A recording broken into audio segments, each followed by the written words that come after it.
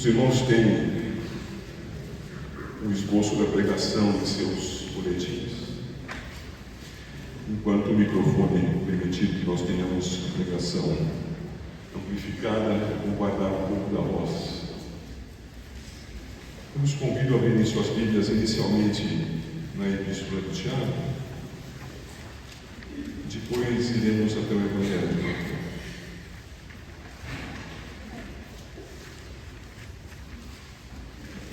Tiago, em seu capítulo 1, verso 27,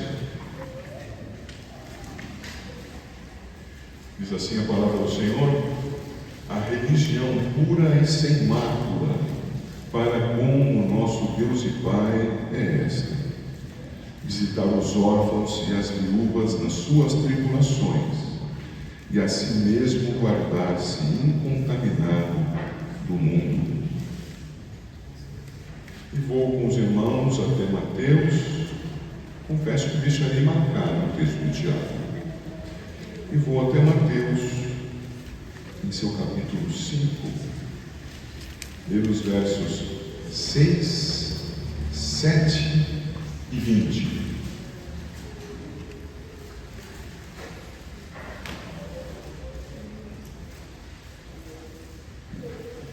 Mateus 5, 6 e 7. Bem-aventurados os que têm fome e sede de justiça, porque serão fartos.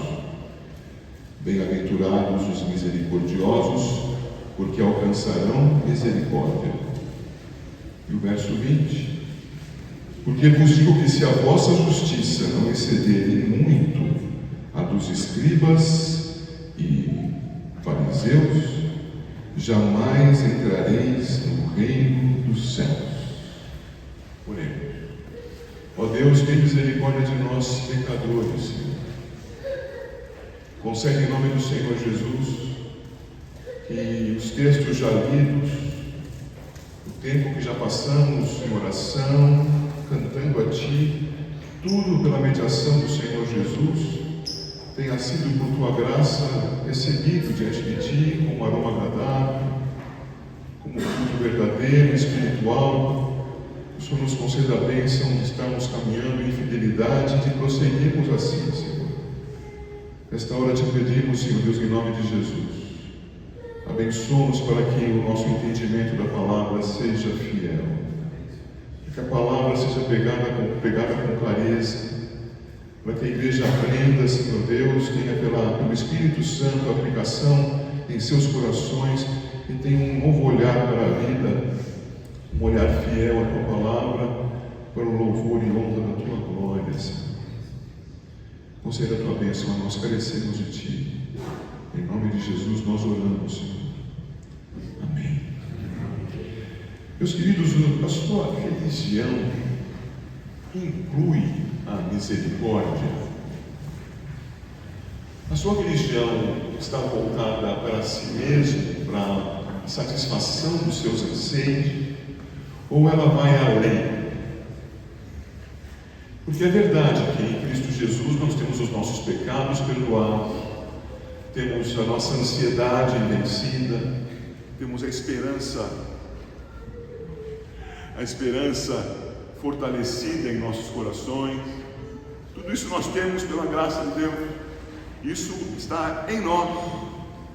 Mas a religião verdadeira está em nós e a partir de nós se expressa. Expressa-se, inclusive, com a sua misericórdia. Misericórdia faz parte da sua religião? Misericórdia, vimos no versículo 7, que acabamos de ler, no Mateus 5, bem-aventurados os misericordiosos, porque alcançarão misericórdia. Veja bem essa relação, irmãos. Bem-aventurados os misericordiosos, porque alcançarão, porque receberão da parte de Deus misericórdia. Os irmãos devem se recordar, quando estudamos esse trecho, nós falamos que cada um desses versos tem 3 seções, lembram-se disso? E que a primeira delas, na verdade, é a última. Lembram-se quando falamos das virtudes anormais? Qual é a virtude anormal aqui? Ser misericordioso, ser misericordioso como fruto do Espírito Santo, não como alguma coisa que surja naturalmente entre os homens. Esta é a virtude anormal. A virtude anormal traz um efeito. Uma vez que é misericordioso como fruto do Espírito, vai desfrutar de algo que Deus lhe dará. O quê? Receberá misericórdia. Ora, como se sentirá aquele que, sendo misericordioso pela graça de Deus, recebe de Deus misericórdia? Isto é, não recebe de Deus a paga pelos seus pecados. Misericórdia é não dar o que merecemos. Deus, ao invés de nos dar a paga dos nossos pecados, nos dá a maravilha do perdão dos nossos pecados. Não dá porque é misericordioso, e dá porque é gracioso. Não paga pecado com morte, mas concede graça, vida. Como vai se sentir alguém com isso tudo? Bem-aventurado. Essas são as bem-aventuranças. As seções estão um pouco embaralhadas no texto, mas ficam muito claras, tenho certeza, para cada um de nós aqui. Assim, sendo misericordiosos, nós vamos aprender que o nosso Senhor Jesus vai falar com aqueles que o ouviam para os ouvidos culturais de então. Quando lemos há pouco Tiago, capítulo 1, verso 27, se quiser voltar para lá, volte, mas nós vamos estudar Mateus. Tiago 1, 27, vimos: a religião pura e sem mácula para com o nosso Deus e Pai é esta: visitar os órfãos e as viúvas nas suas tribulações e a si mesmo guardar-se incontaminado do mundo. O que Tiago está fazendo aqui? Entendamos, a epístola de Tiago é reconhecida pela grande maioria dos eruditos como o texto mais antigo do Novo Testamento.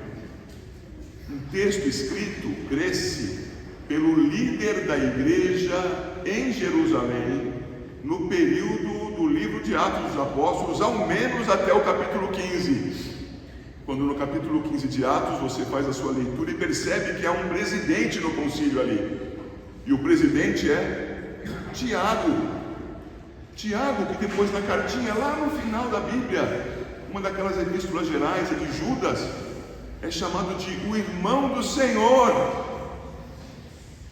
Tiago, escrevendo a sua carta, nos primórdios da igreja, logo depois da ascensão do Senhor aos céus, traz consigo ensino, meus irmãos, muito próprio à cultura judaica de então.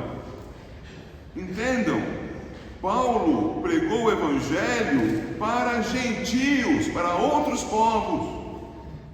Falava de conceitos judaicos, mas a culturas gregas, latinas. Tiago está escrevendo sobre o evangelho para a cultura judaica. E no verso 27 do capítulo 1, ele fala de dois aspectos, atenção, que incluem três virtudes que os judeus muito valorizavam quanto à expressão da sua religião. Os judeus valorizavam a oração, o jejum e as esmolas. Essa era a expressão judaica da religião. Vejam que as esmolas estão aqui em Tiago 1, 27, em visitar os órfãos e as viúvas nas suas tribulações. O judeu que leu isso entendeu esmolas. E o judeu que leu isso também entendeu cuidar-se de si mesmo com oração e com jejum, buscando a Deus de maneira dedicada, pronta. Então, e a si mesmo guardar-se incontaminado do mundo. Deixo de me alimentar para dizer a Deus: o que eu preciso para viver é o Senhor. O Senhor é quem me importa. Não me importa a solução desses problemas.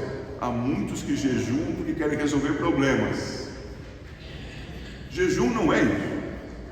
Jejum é uma declaração a Deus: é o Senhor que me importa.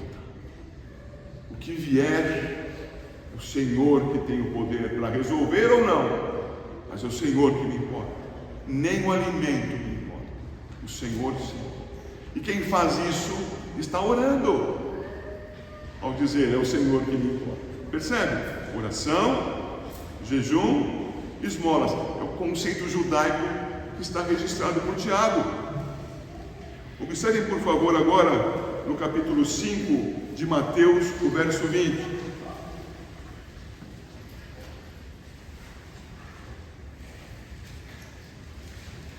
Porque vos digo que se a vossa justiça não excederem muito a dos escribas e fariseus, jamais entrareis no reino dos céus. Nós já vimos, irmãos, dois sentidos para a expressão justiça nesse verso. Como o Senhor falava a seus discípulos, a primeira menção de justiça que temos que considerar é a justiça em Cristo. E já foi dito, e eu repito mais uma vez, Romanos 5:1: justificados, pois, mediante a fé, temos paz com Deus, por meio do nosso Senhor Jesus Cristo. A justiça, em seu primeiro aspecto, que é aquele que está portado pelo discípulo, é a justificação em Cristo Jesus. Não é a justiça própria, é a justiça de Cristo aplicada a nós por meio da fé. E estudamos isso quando a pregação foi feita entre os versos 13 e 20, tempos atrás. Mas vimos um segundo sentido para a justiça: justiça acompanhando a lei. E percebam que quando nós vamos observar a lei, nosso Senhor Jesus, no capítulo 5, de 21 até 48, abordou a lei, explicando a lei, dando a sua profundidade quanto ao entendimento e à prática. Vimos então dois sentidos para a justiça: a justificação do crente em Cristo, justiça de Cristo aplicada sobre o redimido, e vemos a justiça no sentido legal, como viver segundo a lei, não matar, isto é, nem mesmo no coração, não adulterar, isto é, nem mesmo no coração. E vimos os detalhes disso numa pregação de 50 minutos, eu não vou repetir. Mas agora nós vimos um terceiro sentido para a justiça, que é o sentido moral. Vimos o sentido espiritual, justificação de pecados. Vimos o sentido legal, observar a lei com rigor, para o louvor e a glória do Senhor. Quem o fará? O justificado por meio da fé. Porque observar a lei não salva, mas é fruto de uma fé verdadeira no Salvador. Mas e quanto à moral? Da mesma forma que a lei. Observar a moral não salva, mas é fruto de vida para o redimido. Por isso observamos três sentidos, e na sua tela você vê o terceiro sentido de justiça: a justiça aplicada ao ambiente social, mas não quanto à lei desta vez, mas quanto à moralidade, quanto ao cuidado com o outro, ainda que nenhuma lei imponha esse cuidado. É assim que eu avanço com os irmãos para verificar o texto que vamos estudar hoje. Sim, meus irmãos, até agora eu só introduzi a pregação. Mateus 6, versos 1 a 4. Diz o texto: guardai-vos de exercer a vossa justiça diante dos homens, com o fim de serdes vistos por eles. De outra sorte não tereis galardão junto de vosso Pai Celeste. Quando, pois, deres esmola, não toques trombeta diante de ti, como fazem os hipócritas nas sinagogas e nas ruas, para serem glorificados pelos homens. Em verdade vos digo que eles já receberam a recompensa. Tu, porém, ao dares a esmola, ignore a tua mão esquerda o que faz a tua mão direita, para que a tua esmola fique em secreto, e teu Pai que vem em secreto te recompensará. Eu confesso aos irmãos que quando li esse texto, eu imaginei em meu coração que eu o pregaria associado aos textos que vêm a seguir, até o verso 18. Mas depois de estudar um pouco mais, vi que seria impossível, a não ser que nós ficamos aqui o dia todo. E eu não teria voz para tanto, e vocês talvez não tivessem mais atenção. Mas convém que vocês olhem para essa página da sua Bíblia. No primeiro momento, a observação é quanto à esmola. Nos versos 5 a 15, a observação é quanto à oração. E nos versos 16 a 18 é quanto ao jejum. Lembram-se do que vimos agora em Tiago? Os três aspectos da religião: esmolas, oração e jejum, estão aqui. Bênção a palavra de Deus, não é? Que riqueza, que organização, que coerência. É a palavra do Senhor. Os textos se confirmam uns aos outros. Quando olhamos para o versículo 1 do capítulo 6, nós percebemos aí: guardai-vos de exercer a vossa justiça. E ainda me atendo ao item 2 da sua tela, justiça, que faz referência ao verso 20 do capítulo 5. Justiça aí é a palavra que está naquela foto que mostrei para vocês no Código Sinaítico. É justiça. Entretanto, há outras leituras que entendem ser de adaptação, de ajuste ao sentido geral do texto. O versículo 1 do capítulo 6, atente aí, é regente e é aplicável a todos os primeiros 18 versos do capítulo 6. Porque o versículo 1 do capítulo 6 fala de justiça no terceiro sentido, no sentido religioso, de expressão religiosa visível: oração, jejum e esmolas. Essa justiça aqui, haverá textos, e eu tenho um texto de minha preferência que eu prefiro ler, que é o Textus Receptus, o texto recebido, o texto sobre o qual os reformadores trabalharam e estudaram e fizeram sua exegese. Nesse texto não consta a palavra justiça, consta a mesma palavra que você vê no versículo 2: quando, pois, fizeres ação de benfeitoria, exercerem a piedade. Essas são as traduções para o português da palavra que está lá no grego. Assim, queridos, nós podemos ler esses primeiros 4 versos como um conjunto ao redor do cuidado social quanto à esmola. E seguindo o Código Sinaítico, entender esse verso primeiro como regente da interpretação para os primeiros 18 versos. A igreja compreende o que digo? Logo, olhando para este verso primeiro, nós percebemos que é dito para não exercermos a nossa justiça diante dos homens. Estão com os olhos postos no versículo 1, eu tenho certeza. Com o fim de seres vistos por eles. Por favor, capítulo 5, verso 16. Assim brilhe também a vossa luz diante dos homens, para que vejam as vossas boas obras e glorifiquem o vosso Pai que está nos céus. Ué, no verso 16 diz que as nossas boas obras devem ser vistas, e no verso 1 do capítulo 6 diz para não serem vistas. O que está acontecendo? Não se confunda.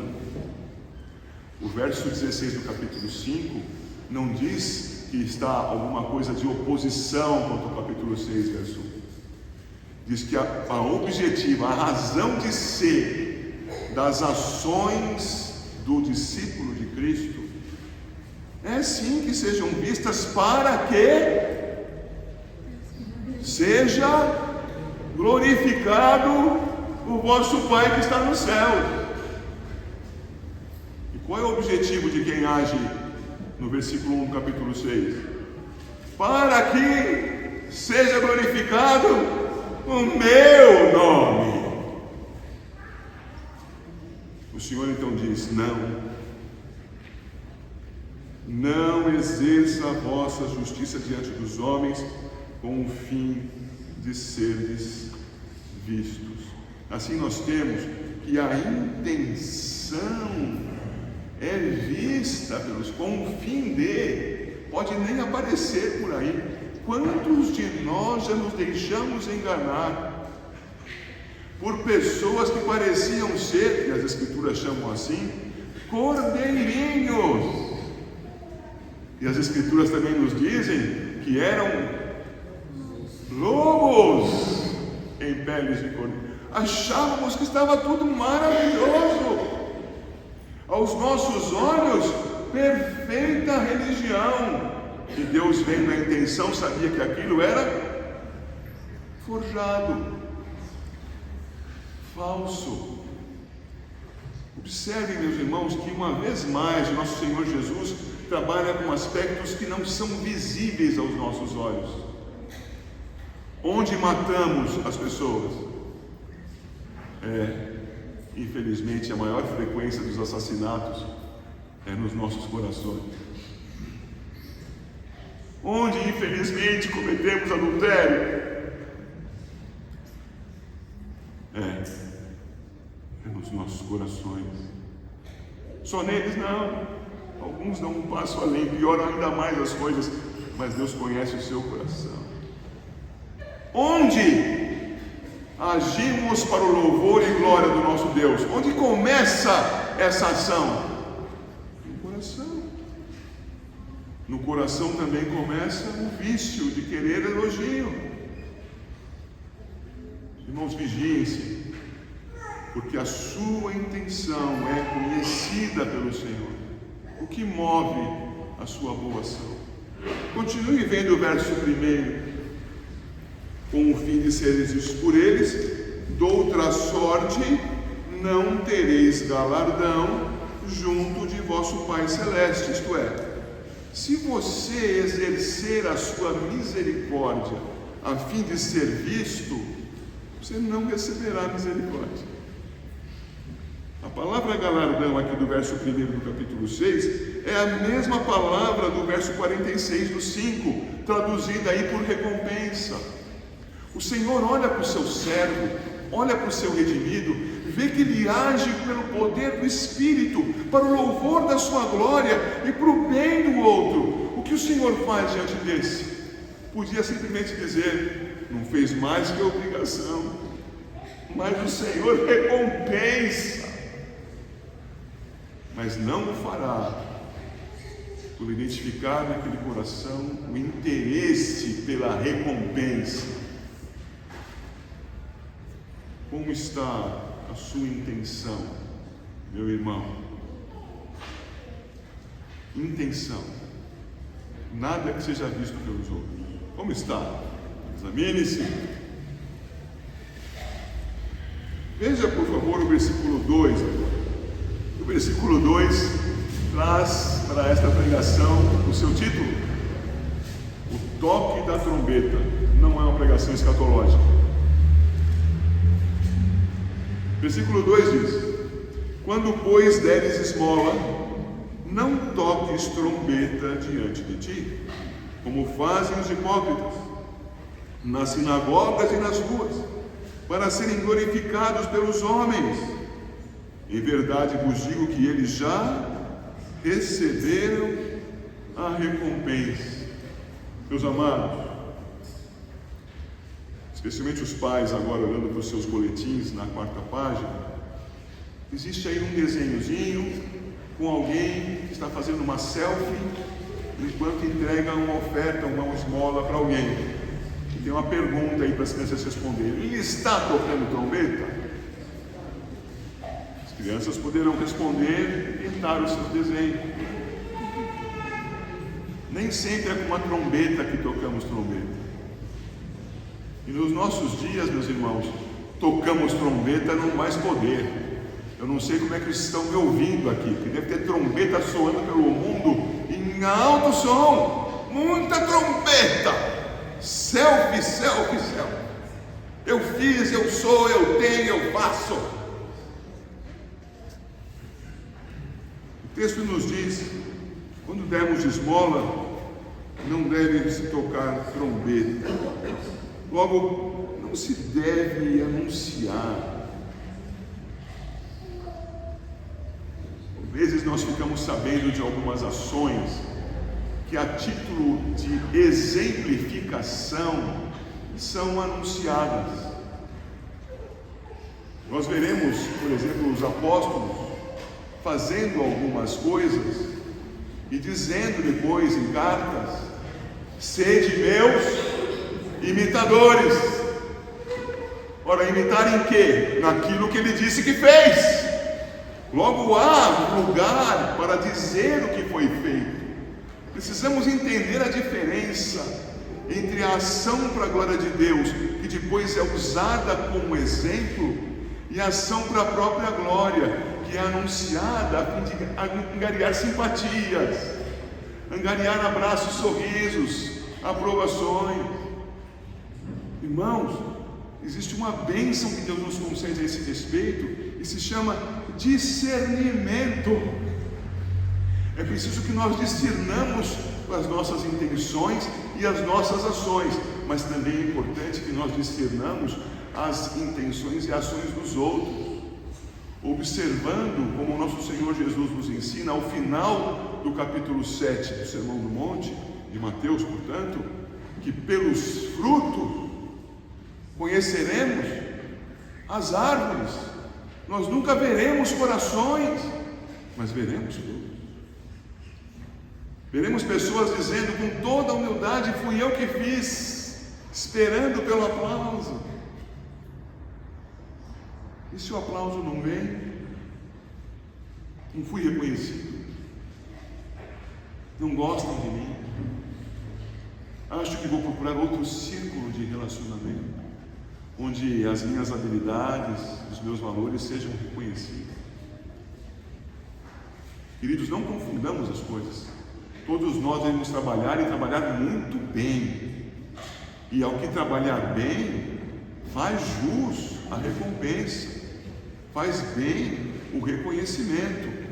Mas lembrem-se também que o nosso Senhor nos ensina, mais uma vez pela pena de Paulo, aos Colossenses e aos Efésios, que os servos devem servir bem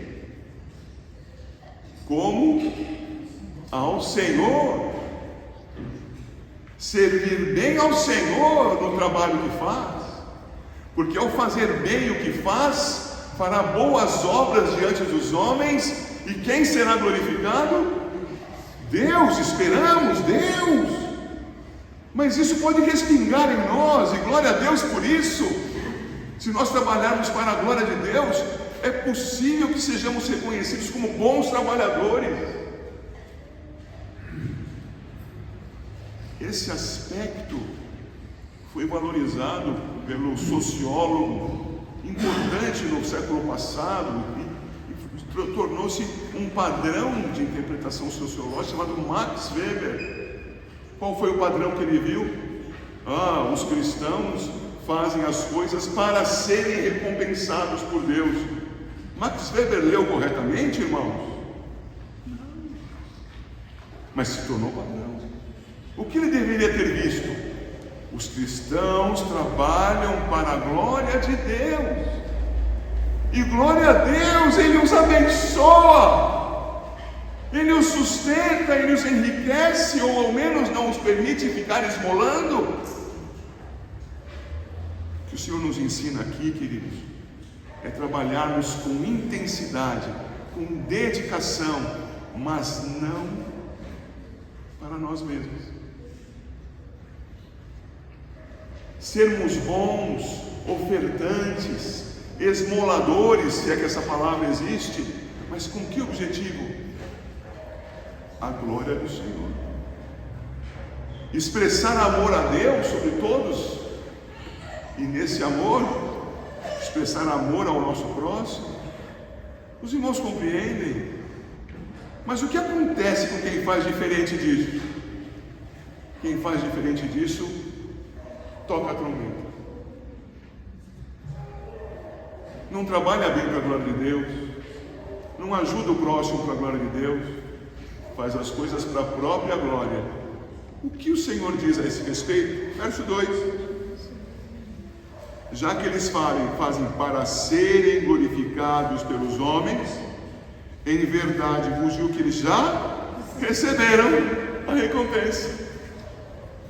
Ora, irmãos, convenhamos, o que um homem pode me dar se compare ao que o Senhor pode me dar?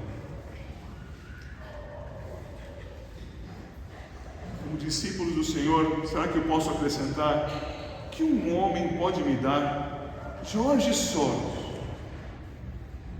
o que ele pode me dar que se compare à redenção que há em Cristo Jesus?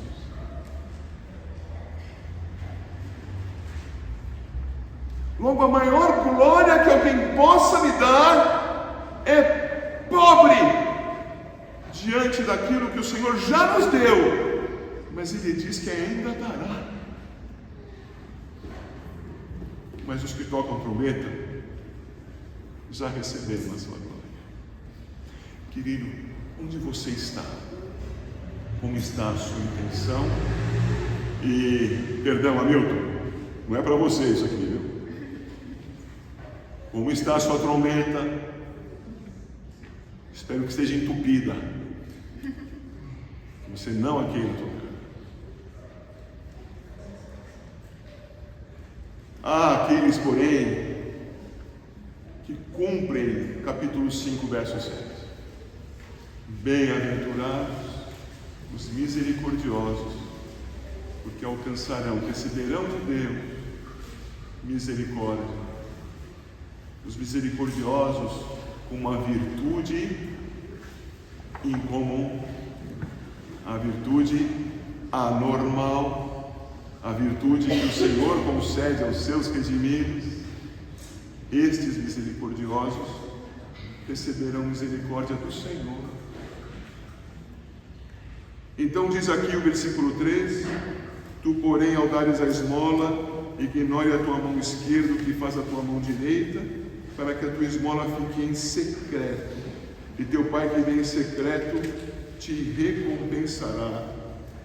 Quando nós olhamos para a nossa tela, para a nossa orientação, para o seu melhor entendimento da pregação, nós vemos que os misericordiosos, eles vão agir com uma discrição tal que é levado aqui a um exagero e que ele nem saberia ter feito algo, ele nem perceberia ter feito algo, embora tenha feito algo de bom para aquele que carecia. Quando o Senhor diz, ao dares esmola, verso 3, ignore a tua mão esquerda o que faz a tua mão direita, nós podemos pensar de uma maneira prática e devemos pensar de uma maneira realmente íntima, espiritual, nas nossas motivações. De uma maneira prática, quando você vai entregar alguma coisa para outra pessoa, o comum é que você o faça com as duas mãos. Você vai servir alguém, está carregando um prato de comida, como você o carregará? Segurança até pede que nós o façamos com as duas mãos.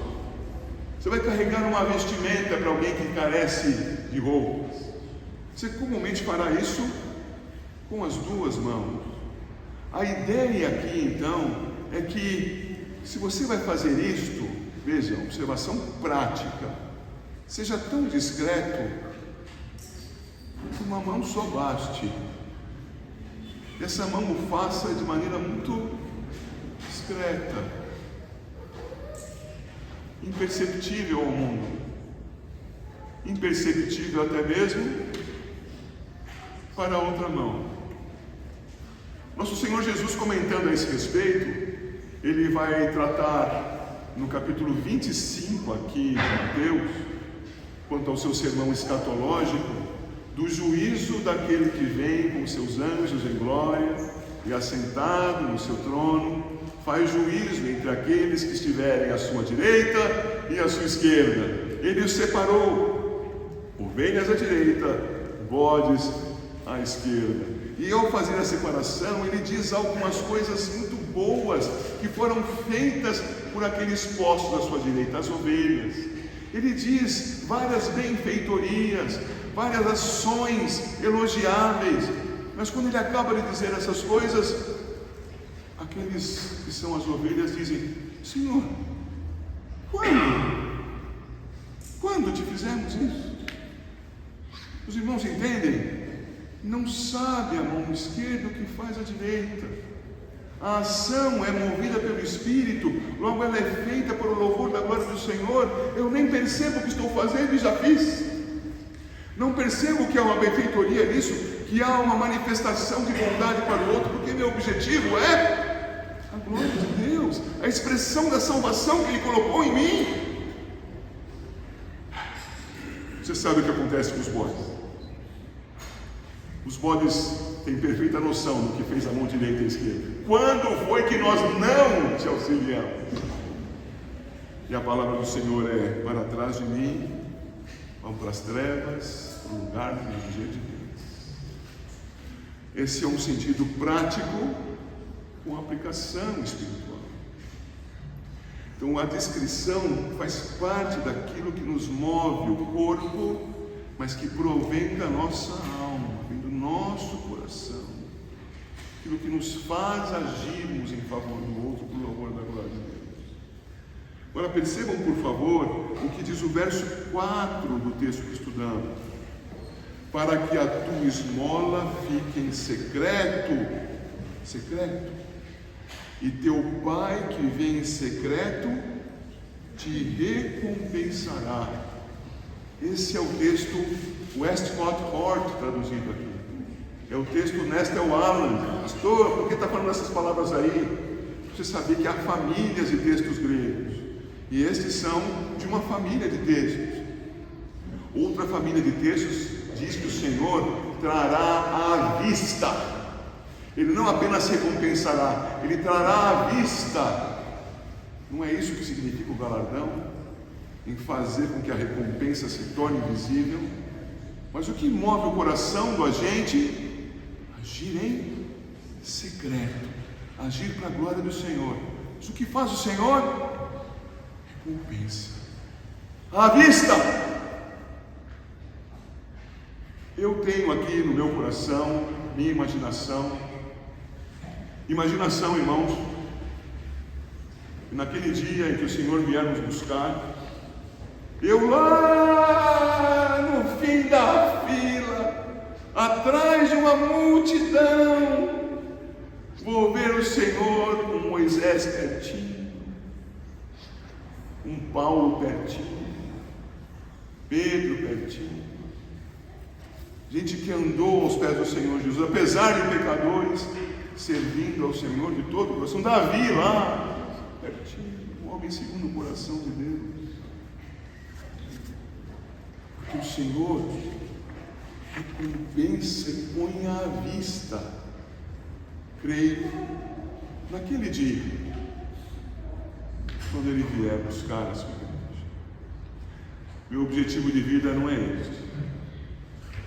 Eu não quero estar lá pertinho por causa de Moisés, ou para ser visto pela multidão, mas eu quero estar lá na presença do Cordeiro, redimido pelo glorioso sangue daquele que me amou apesar de mim. Eu lhe pergunto: você já examinou o seu coração? Já verificou se a sua trombeta está funcionando ou está entupida? me pergunto, o que move então? O que move a sua misericórdia? A sua religião envolve misericórdia?